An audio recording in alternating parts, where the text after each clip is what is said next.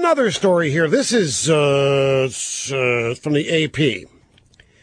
You think the occasional cigarette won't hurt? Even a bit of social smoking, even inhaling somebody else's secondhand smoke could be enough to block your arteries and trigger a heart attack, says the newest Surgeon General's report on the killer the nation just can't kick. May I ask again, why is tobacco legal? This story says one cigarette can kill you. Honestly, it's right here. Surgeon General. One cigarette can kill you. It's the same people that control our health care.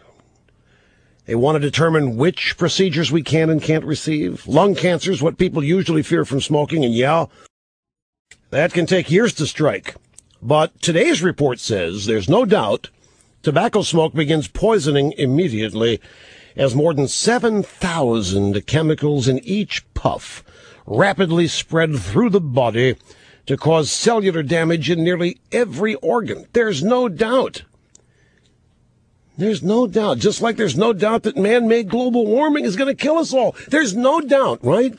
Just because the government says, just because the new Surgeon General says it, there's no doubt.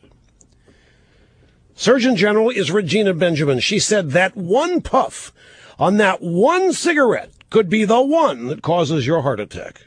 Well, folks, this is now serious. This is more serious than ever. One puff, one cigarette can kill you. And yet, the product remains legal. And yet, is sold without taxes on Indian casinos. Yet, one puff, they say, our government, one puff from one cigarette can kill you. Even the second-hand smoke from one puff of one cigarette can kill you.